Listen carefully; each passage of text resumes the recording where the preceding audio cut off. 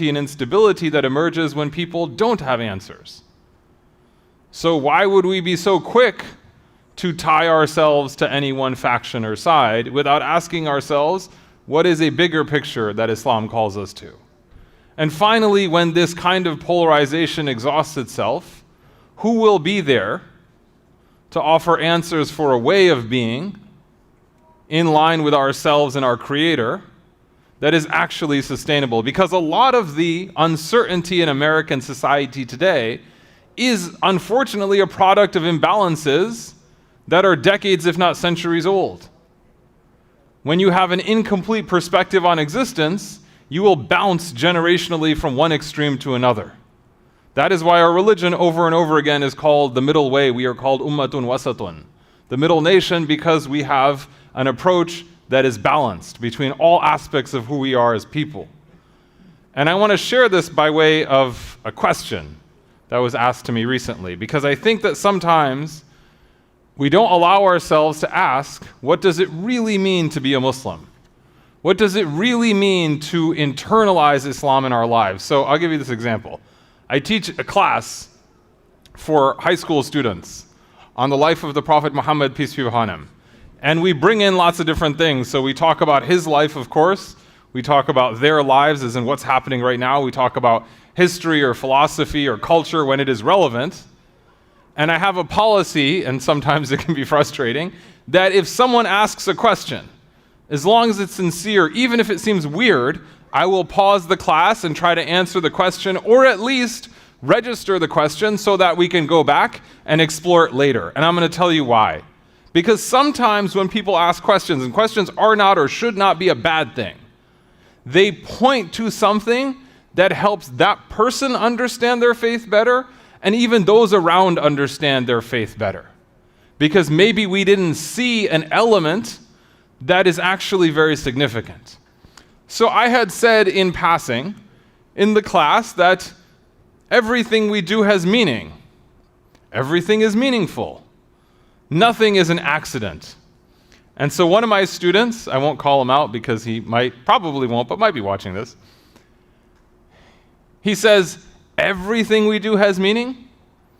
And I said, yeah, I think so. So then he proceeded to stand up out of his chair and sit back down. And he said, did that have meaning? If I get up and sit down for no reason at all, what could that possibly mean?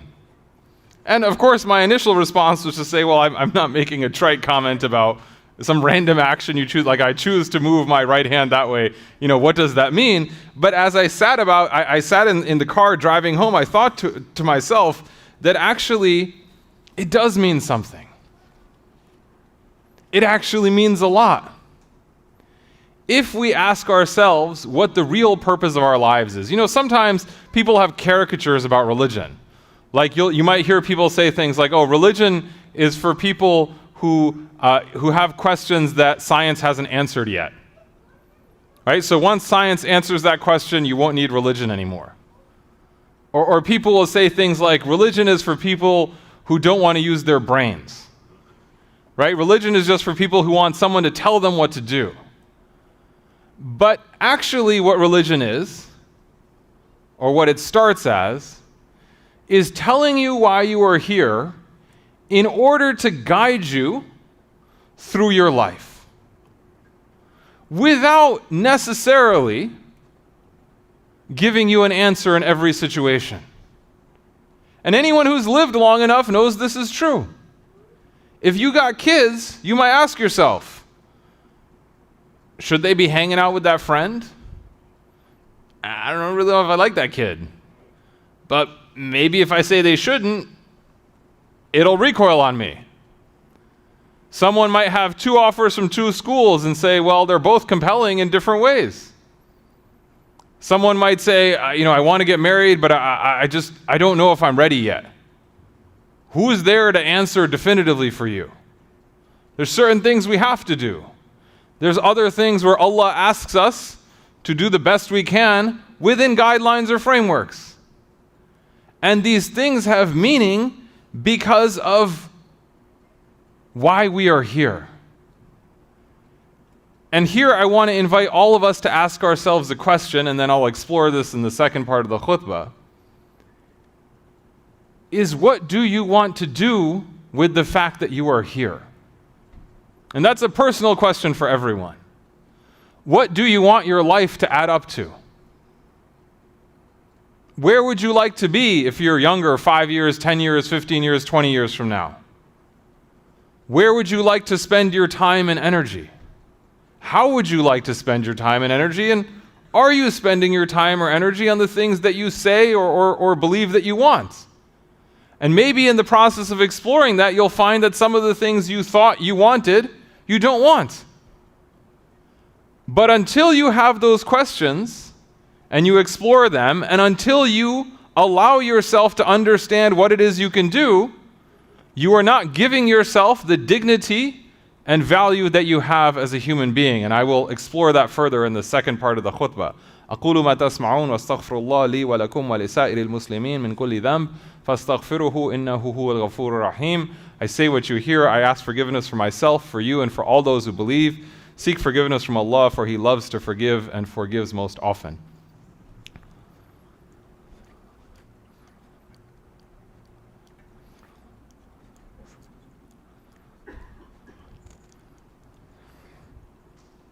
Alhamdulillah Rabbil Alameen, wassalatu wassalamu ala ashfil mursaleen Sayyidina Muhammad. All praise is due to Allah, Lord of the worlds, and prayers and peace upon the best of men, our master, our teacher, our example, the Prophet Muhammad.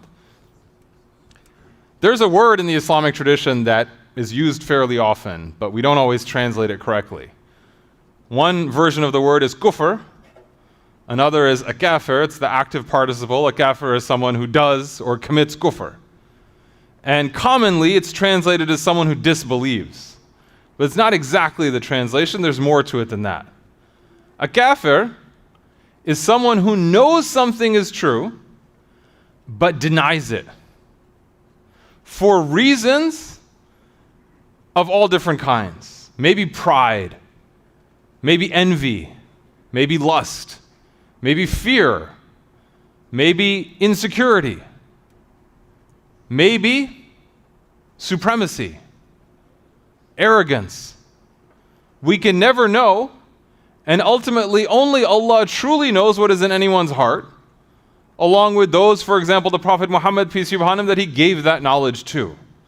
So the term is not a term you can use about other people because nobody knows what's in anyone's heart. But if we explore the term, we find out something about what it means to be Muslim that is different than how religion is framed in the world today. Kufr means you know something's true, but you're not acting on it because something is preventing you in yourself that is bad, that is deplorable, that is worrisome, that is blameworthy.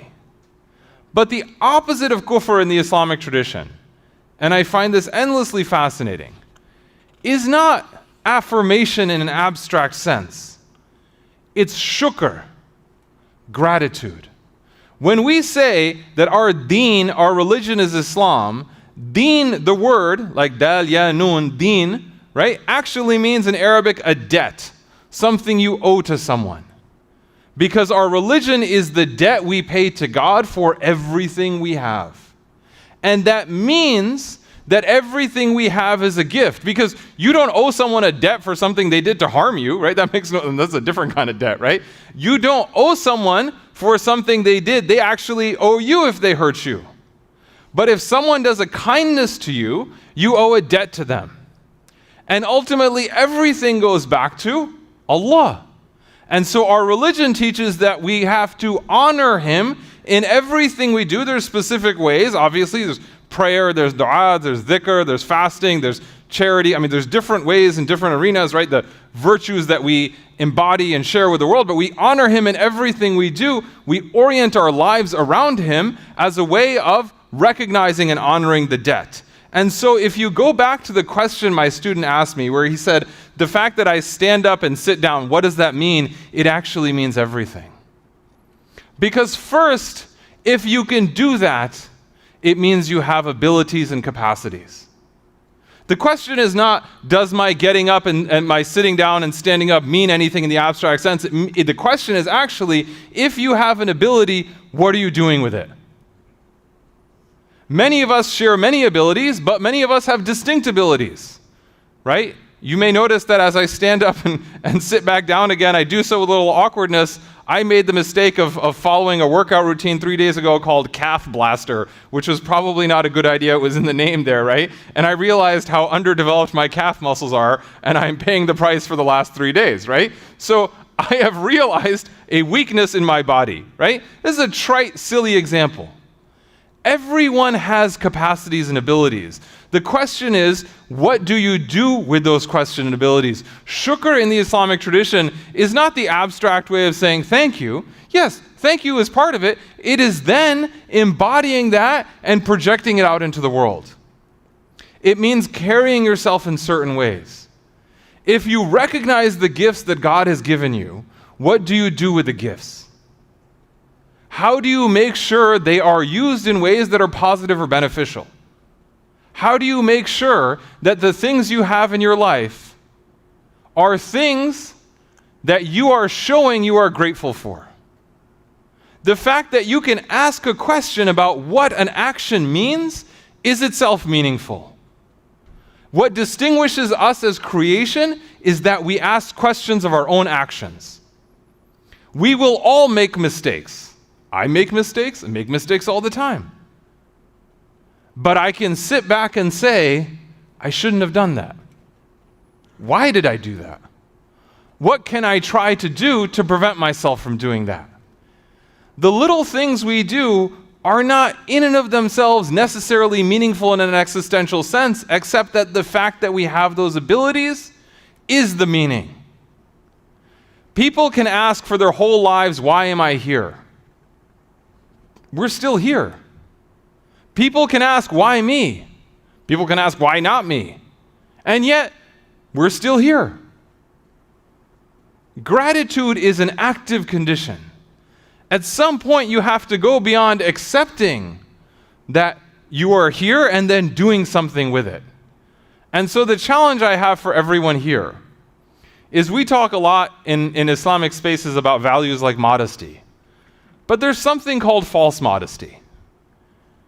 And it may not mean what you think it means. False modesty in this case means pretending you're not good at things. And actually, many of us are good at many things. Maybe not the same things. But we have abilities and talents and skills. What are we doing with them? Of the gifts you have, how do you use them? It doesn't have to be in some epic way, right? I'm not asking for some massive blockbuster movie where you save the world from some, big whatever, right? But in a day-to-day sense. I knew a guy in our community who he was like the sweetest, gentlest guy ever.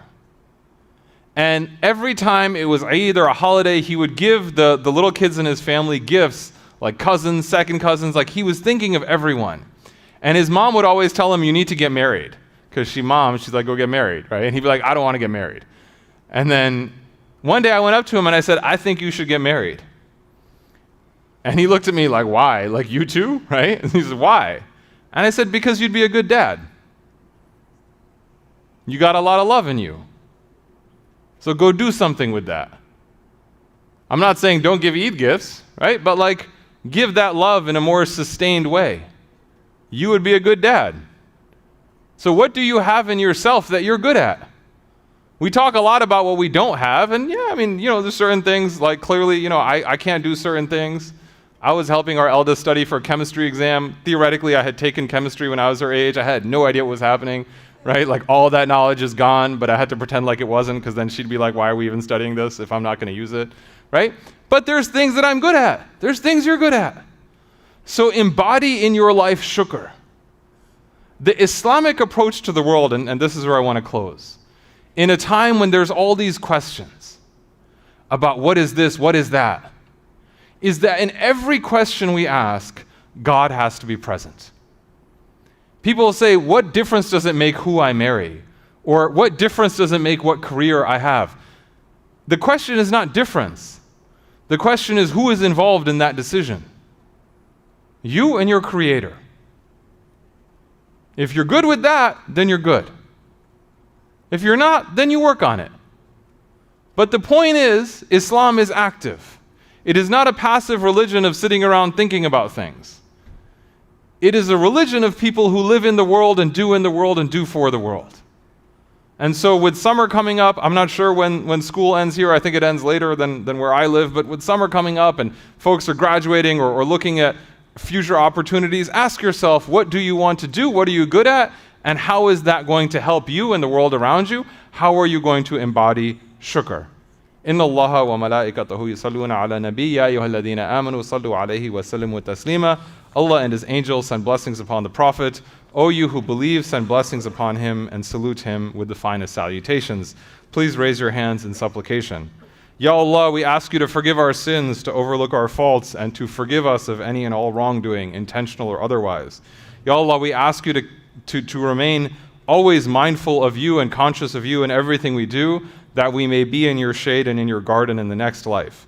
Ya Allah, sustain and bless and strengthen this congregation, protect and elevate our families and our communities, our country and our world. Ya Allah, help us work towards being good in the world, growing in our knowledge so that we may benefit ourselves and those around us. Ya Allah, save us from anything that has no benefit, from hearts that are stubborn or arrogant, and from eyes that have forgotten how to cry. Ya Allah, make us always among those who defend the oppressed. Ya Allah, bring rights and freedoms to those who are wronged, and Ya Allah, cause us ever to associate with those who are righteous. Ya Allah, guide us and our families to stay true and faithful to you. Forgive our ancestors and all those who sacrificed for us, and keep our children and their children on your path until the end of time. إن الله يأمر بالعدل والإحسان وإيتاء ذي القربى وينهى عن الفحشاء والمنكر والبغي يعظكم لعلكم تذكرون. Allah commands justice, doing good, giving to family, to kith and kin. He forbids all indecencies, evil, rebellion, and wickedness. He instructs us and teaches us and warns us that we might take heed. Aqimus salah. Please stand for the prayer.